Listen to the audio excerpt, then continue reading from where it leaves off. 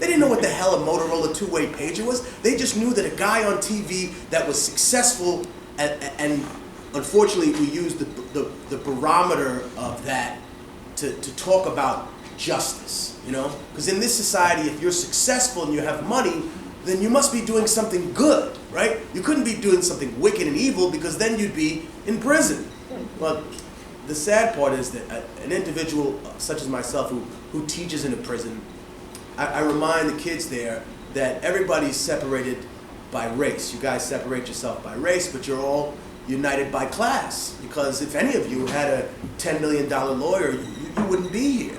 And it always prompts the question from the smartest kid in the class, well, what happens if there's a millionaire or a billionaire in prison? I said, well, then he's the guiltiest person here, because he had all those advantages. He had the advantages you don't even understand you have, and he's still here with you eating the same shitty food. The problem with looking at the entire society as a blanket indictment is that it leaves out other conundrums and questions. When we discuss, for example, the way that Koch brothers or any other group that has a vested interest wants to invest in a side, wants to invest in a political process, let's be very clear. Sometimes people don't invest in the side that they want to win. They invest because they want to keep the war going as long as they can, because they make money off of it. It's not about saying, oh, these two people have a problem, so I'm going to give him weapons so he can attack her. No, I may not even like this guy.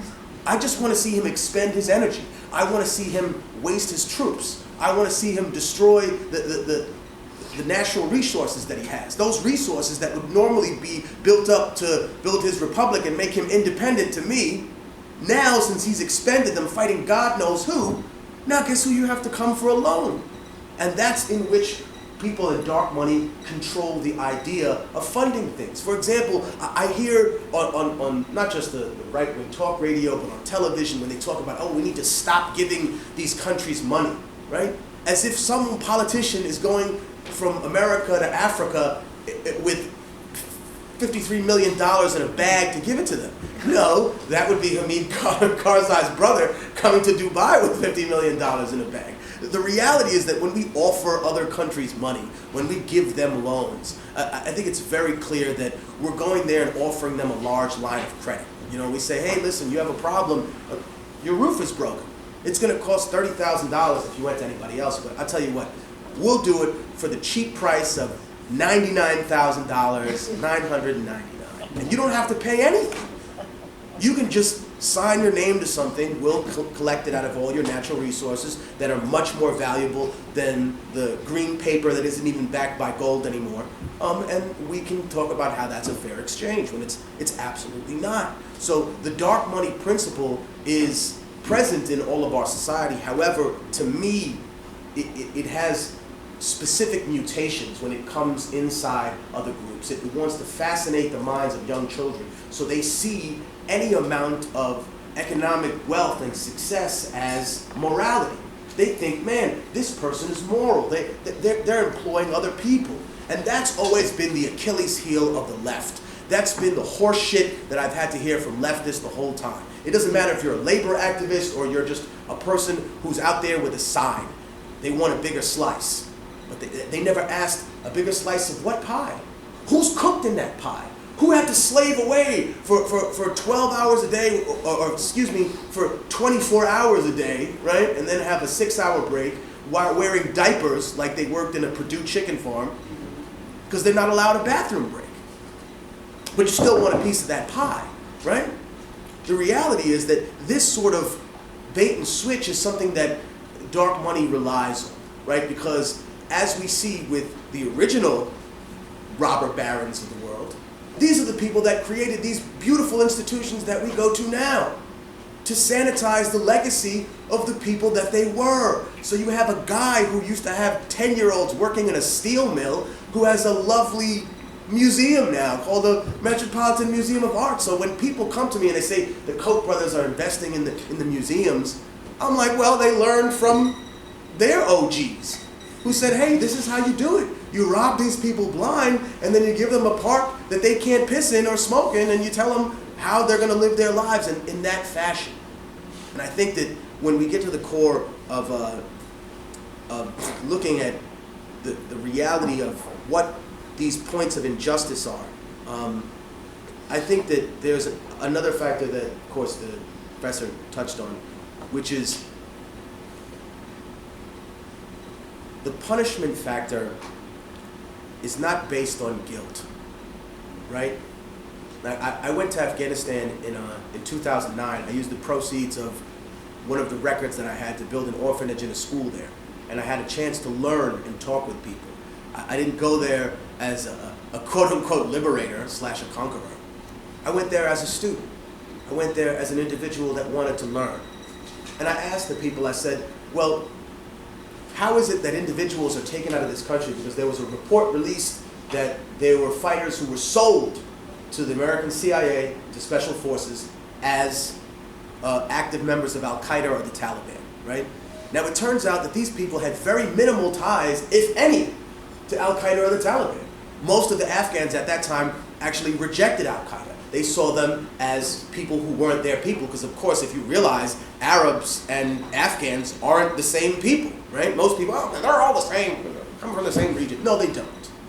The reality is that many of them saw Al-Qaeda as outsiders, interlopers. Thank you for helping us against the Russians. Now you've overstayed your welcome. Please get the fuck out of our country, along with the British, along with everybody else that came over here, along with Alexander. See you, you know what I mean? Here's some kebab, enjoy yourself, bye. Right? The reality is that when you saw these situations, I asked the people, these individuals are being sold to American forces based on a lie? And they said, of course there are innocent people at Bagram Air Force being tortured. Of course there are innocent people at Guantanamo. That's the point.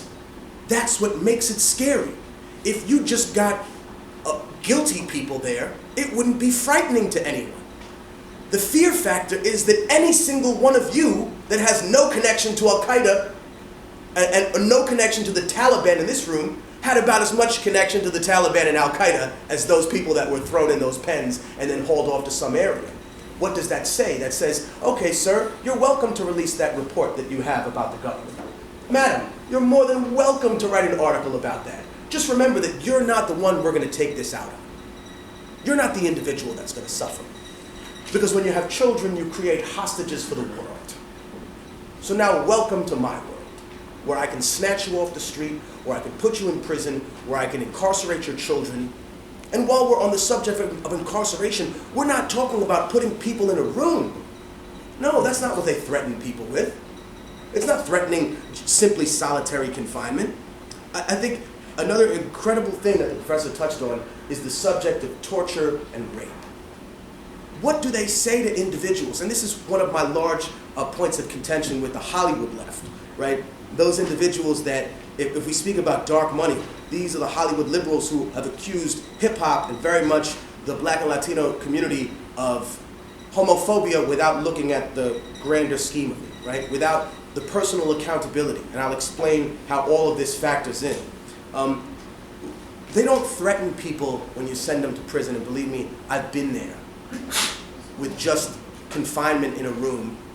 What do they threaten them with when they make jokes on TV or jokes in movies? They don't threaten you with, hey, you're going to sit in a room and read a book, or you're going to sit in a room and get a college education, or you're going to sit here and better your life. No, every joke about prison that you see in movies is connected to forcible rape. It's connected to a very unhealthy relationship. And for many Black and Latino people, that's the first experience that we have with that. So it's not an experience of, oh, here are two people who are sharing their lives. No, this has to be a predatory relationship. That's why many people identify that automatically with child abuse. When in reality, I've had so many students, because I teach in a prison there, well, I'll explain to them, I'll say, hey, listen, imagine if there were two people who couldn't have a child, right? And the two of them get together and they adopt a baby. What do you think of that? And 100% of the children say, oh man, that's a wonderful thing. That's really cool that someone took a kid in who has nobody, a child who was abandoned by the individuals who brought him into the world. That's really cool. I mean, those people must be good people. And I say to them, well, what if those two people happen to be gay? And sometimes, not all the time, because this is an evolving thing that we're dealing with now when we do political education there. But almost half the time I used to get, well, they might touch the child. They might rape the baby. Why? Well, because that's the first instance that you're introduced to it for. And where's the dark money from these Hollywood liberals and the other leftists that secretly invest in private prisons? So all the while you're angry and you're taking this false moral superiority to hip-hop and the black community because you must have it figured out, when hidden inside your portfolios are the biggest rubber stamp of approval and the biggest spreading of homophobia and misidentification of racial disunity. So that dark money is present in the lexicon of not just artwork, right? But of our lives and of how we see each other as human beings instead of identifying with a particular problem. And I say this knowing that I grew up in a very different time in New York City, right? I grew up in a time when if you told someone that their mom worked on 42nd Street, she wasn't working at Madame Tussauds. She couldn't get you into Disney for free. It was an insult on her moral character, a sexist insult on a moral character of an individual. And during this particular time, what I saw is that the city was one of the most diverse, but one of the most segregated places that you could be.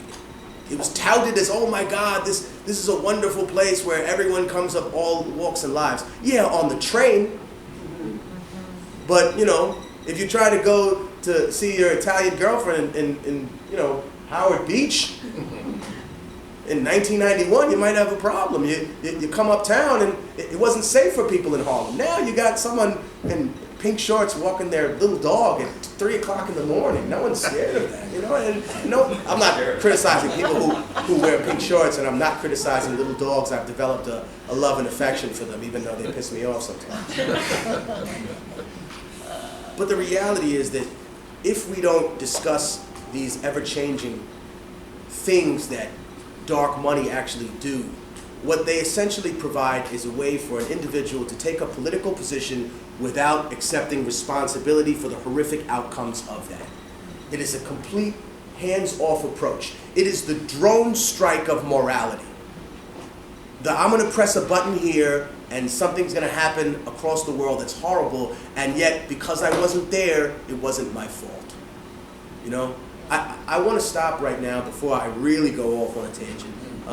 But I really want to encourage people, if you have a question about how that dark money influences something in your life, in your line of work, maybe in your children's line of work, something that we can open up a wider discussion about here, or any criticisms that you may have about anything that was said here today.